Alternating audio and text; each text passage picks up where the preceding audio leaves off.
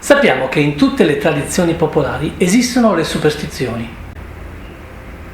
Sappiamo anche che molte di queste sono un retaggio delle antiche religioni legate al territorio e all'osservazione di eventi che per i nostri antenati erano totalmente inspiegabili. Alcune usanze legate a queste superstizioni sono arrivate fino ai giorni nostri, ma hanno le loro origini nella notte dei tempi. Altre sono nate in epoche più vicine alla nostra, spesso per motivi legati ad un avvenimento specifico o per una sorta di autosuggestione collettiva. In questo video vi parlerò di alcuni di questi riti e superstizioni che riguardano la città di Milano e vi mostrerò alcuni luoghi e alcuni particolari ad esso legati. Parlando di superstizioni e usanze legate alla città di Milano, come primo argomento è quasi d'obbligo parlare di un'usanza poco piacevole, almeno dal punto di vista dei milanesi, ma molto diffusa tra i turisti.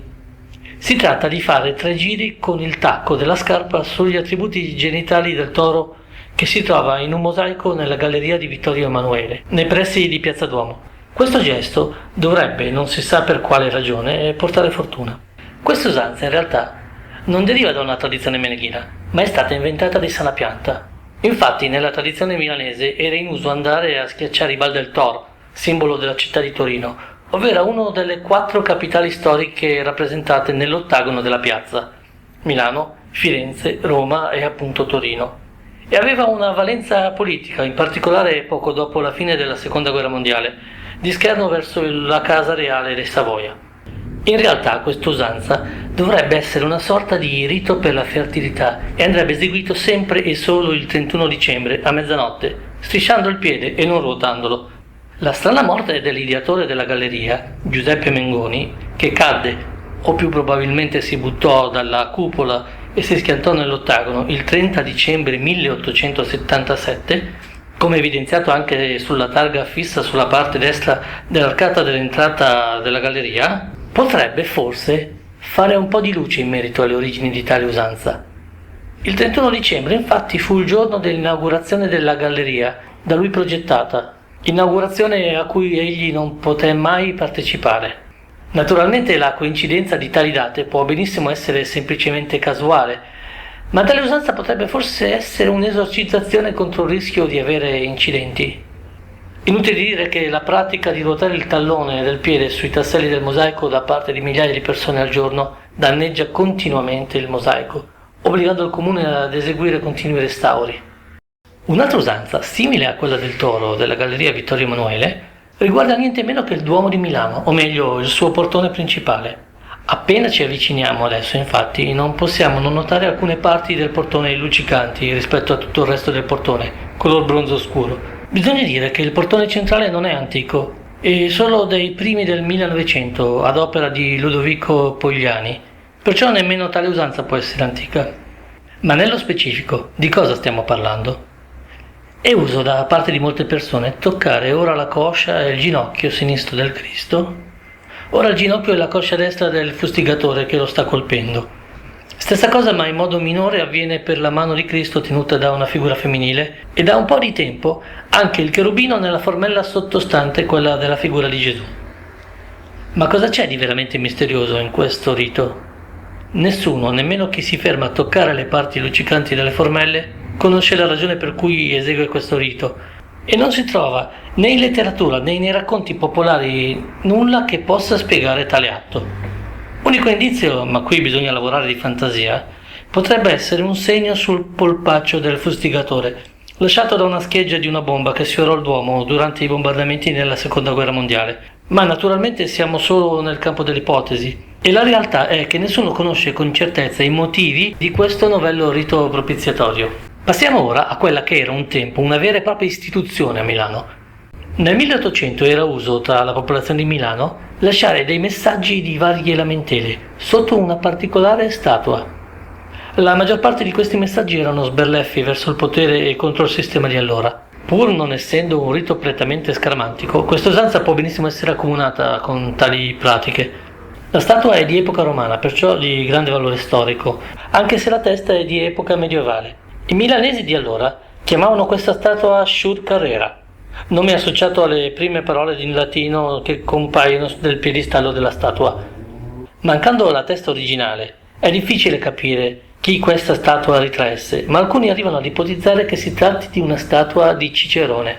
Il Shur Carrera, anche chiamato Homme de Preia, ovvero l'uomo di pietra, oggi si trova in Corso Vittorio Emanuele, al numero civico 13, ma in origine non si trovava qui, bensì nei pressi della chiesa di San Pietro all'Orto, che ormai non esiste più. Fu poi spostata nella poco distante Corsia dei Servi e infine nel 1957 venne spostato nella posizione in cui ancora adesso si può ammirare. Parliamo adesso delle fontane dell'Acqua Marcia, molto famose nella nostra città, la cui acqua era ritenuta un tempo da molti curativa e per alcuni persino dotata di doti miracolose, in grado di curare qualsiasi malanno. Già dal nome capiamo che il gusto di quest'acqua non è esattamente quello di pura acqua di fonte. Infatti questo gusto caratteristico è dovuto alla composizione dei sali in essa contenuta, tra cui tracce sulforee. Oggi quest'acqua non è più ritenuta potabile, ma una delle fontane è ancora frequentata da alcune persone che utilizzano quest'acqua per bere. Non tutti sanno però che esistono 3 esemplari di questa fontana, una al Parco Sempione, ed è la più famosa, ma ce ne sono altre 2. Una è in piazza Sant'Angelo nei pressi di Corso di Porta Nuova e che al momento si trova sotto restauro, anche se possiamo intravedere tra le impalcature le scritte in latino e la statua dedicata a San Giuseppe, che la rendono molto diversa e particolare rispetto alle altre 2. La terza fontana dell'Acqua Marcia si trova in piazza Emilia, in un giardino attiguo a Corso 22 Marzo, anche se fino a poco tempo fa si trovava poco distante, in Viale Piceno, dove ora è stata realizzata la corsia preferenziale per i mezzi pubblici. Le fontane in questione sono degli anni 20, ma la falda acquifera termale, che si trova a circa 400 metri di profondità, era sicuramente già conosciuta da molto tempo prima, anche se generalmente ci si approvvigionava di quest'acqua dai pozzi di alcuni cortili, oggi tutti ormai chiusi. Gran parte di questi pozzi furono chiusi dalle autorità per evitare il diffondersi di credenze poco cristiane. Restando al Parco Sempione, provenendo dal castello, possiamo imbatterci in un ponticello su un piccolo specchio d'acqua. Questo ponte ha una funzione completamente ornamentale, in quanto 2 vialetti poco distanti da tale ponte passano ad entrambi i lati dello stagno. Questo ponte non è nella sua posizione originale, infatti originariamente si trovava sul naviglio ormai chiuso che passava in via Visconti di Modrone. Il ponte, del 1842, è il più antico ponte in ferro italiano e presenta 2 colonne ai lati su cui svettano 4 bellissime sirene in ghisa. Per i milanesi sono le sorelle Ghisini o i Sorei del Pont di Ciap. Quest'ultimo nome proviene dall'abitudine di toccare il sedere alle sirene in quanto si pensava portasse fortuna. Oggi purtroppo questo ponte non è certo in ottime condizioni e spiace dirlo, è ricoperto di lucchetti, lasciati come pegni d'amore, pratica per nulla milanese peraltro, che a mio modesto parere deturpa la bellezza di questa opera d'arte. E gli amori segnati da un tale gesto sono inevitabilmente destinati a durare poco. Spostiamoci adesso alla cattedrale di Sant'Ambrogio.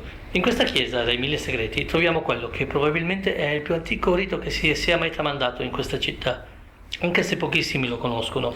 Nell'area presbiteriale, andata parzialmente distrutta durante i bombardamenti della guerra, infatti, vi era la cattedra vescovile, sopravvissuta in passato a molte vicissitudini. Su questo sedile di epoca medievale, ma proveniente da frammenti paleocristiani, o molto più probabilmente ancora più antichi, era uso per le donne incinte a sedersi, come atto propiziatorio per prevenire il dolore del parto. Questo rito è molto simile ad altri riti celtici, precristiani, che usavano delle pietre a forma di scivolo per propiziare la gravidanza e per far sì che questa si svolgesse nel migliore dei modi. Molti di questi antichissimi scivoli propiziatori sono stati trovati un po' ovunque in Lombardia. Possiamo notare questo sedile in pietra tra le parti in legno del coro del 400, parzialmente distrutto durante i bombardamenti del 1943.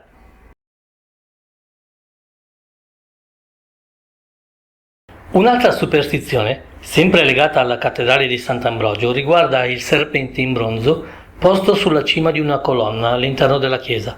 Questo serpente ha una storia molto antica, tanto che una leggenda lo attribuisce niente meno che a Mosè, che lo forgiò per difendere il suo popolo dai serpenti. Il serpente, sempre secondo la leggenda, fu poi portato via da Costantinopoli e portato a Milano intorno all'anno 1000 dall'arcivescovo di Milano, Arnolfo. Una credenza superstiziosa che ancora è ritenuta veritiera ritiene che questo serpente guarisca da problemi intestinali e da vermi, semplicemente guardandolo. Inoltre un'altra superstizione arriva a prevedere che quando questo serpente scenderà dalla colonna e prenderà vita, sarà il momento del giorno del giudizio universale.